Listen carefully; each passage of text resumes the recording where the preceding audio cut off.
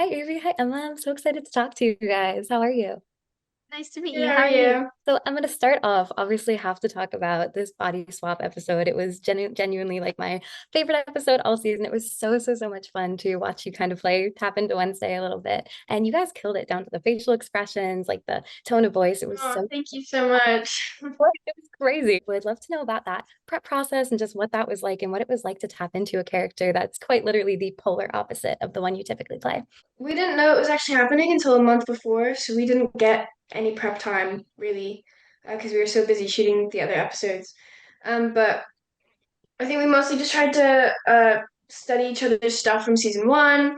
I would send Jenna videos of me doing her scenes, and she would send videos of me doing of her doing my scenes, and just really trying to make sure that we have each other choreographed down because it doesn't come naturally to either of us. And really just being honest with one another and being like, hey, don't do that in this next take, but you can do this in this next take. And just trying to figure out like how to go about it that way, I think was the most important.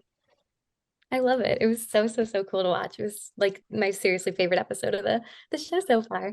Evie, I love how locked in you were to Agnes. You said that you kept journals and mood boards and even a perfume. I would love to know how a process like that helped you understand this character better. I think just a lot of the work that I did was sort of looking at season one and looking at what I think would impress a character like Wednesday and looking at her characteristics because obviously Agnes is so enamored by her and I think you always want to be like your idol. So I think that was definitely something that sort of motivated me to go into that headspace and to make these mood boards and sort of soften Wednesday's characteristics so that they would be similar but not exactly the same. Absolutely. I love that the evolution too was so obvious. Like you could really see from start to finish the changes, which is so impressive on your end. Obviously, we have season three on the horizon, thank goodness. In your guys' ideal world, what would the next steps or season three or plot wise look for Agnes and for Enid? It's like Enid to not be a werewolf the whole time. So hopefully I change back relatively soon somehow. I hope so too. I think just hopefully if their trio dynamic sort of progresses, I think it would be cool if Agnes was helping to find a way to change Enid back if that was a possibility. And like I said, maybe dive into like the family kind of thing, solving more mysteries, maybe seeing outcasts from different parts of the world. I think that'd be cool to explore as well. I mean, didn't you say you're like really good at running on all fours? They should just have you do that for the entire time. That was back in my cheetah days. I don't know if I have the stamina for that anymore. I can definitely practice, but You've evolved a So little bit. funny watching them. Can't even yeah. imagine. So cool. A woman of so many talents. Yeah. Emma, you mentioned that you make playlists for characters. I would love to know a little bit about maybe some songs you had on Enid's for this season. A lot of Paramore on there. I think Enid listens to some grungy music as well. I know everybody has, the bubblegum K-pop thing on her playlist, but I also think she's a bit of a grungy girl as well. So I've got a lot of Paramore. Just for fun, if you guys had to swap bodies with anybody in this cast, who do you think it would be and why? Oh, Maybe Gwendoline, because I'd like to be really tall. Can't even imagine maybe what. Catherine. I think that'd be so cool. And it's always been my dream to be in a movie musical. So maybe if I could teleport back to her Chicago era, that would be so cool.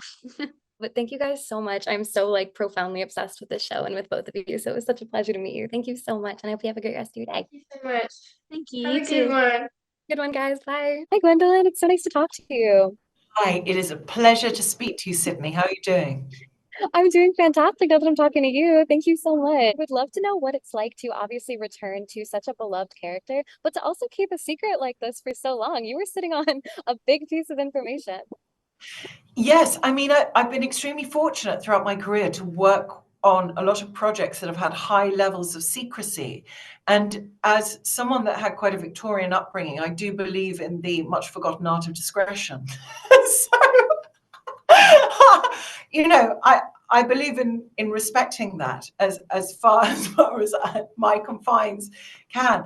In the past, I've not found it to be any effort whatsoever, but this time I actually found it to be a bit of a strain because I was going away to film and I told no one about this because I truly respected the creators when they said they wanted to make this a surprise. And I also thought it could be a fantastic moment for Weems. And in our lives, you know, we're so used to every detail being broadcast all the time. We have so few surprises. And I really liked the idea of the theatricality of that moment. I found that very exciting.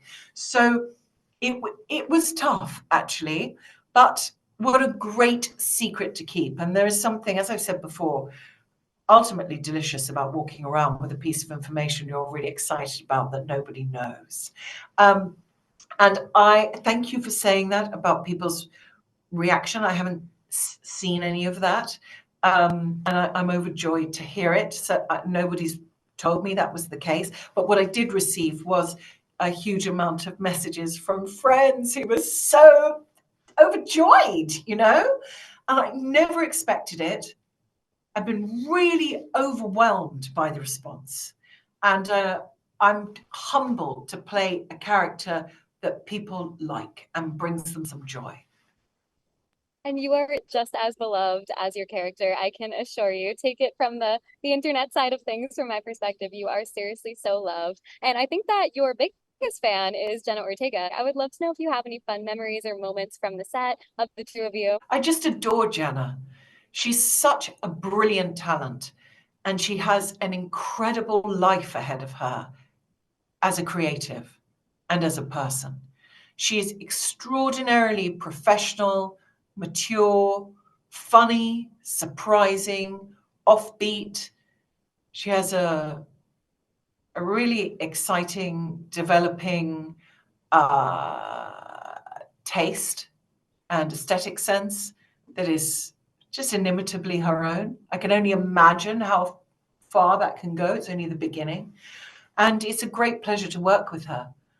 I feel very lucky that I've felt a connection to Jenna, and she's been very generous about that when we've been working together. It really allows you as an actor to push things into different places and to let yourself go, let something else go on. I think she realized she certainly knows she does a great thing as an actor in that she's generous, and in giving everything to the other person, you get everything back. So, you know, anything I do is the result of what she's given me. And yeah, at the first day back on set, you know, I was nervous. I'm going into the second half of a show that, you know, is so beloved by me. I loved so much being there from its inception and being there in the beginning, and then coming back into the second part in the second series. You know, it was a little bit daunting. And she greeted me with such love. I was almost It's hard tearful. not to.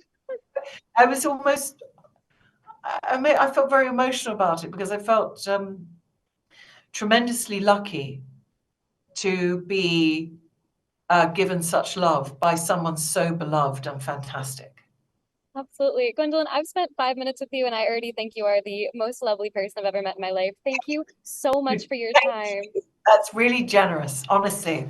Have a great day. Have an amazing day. Thank you so much.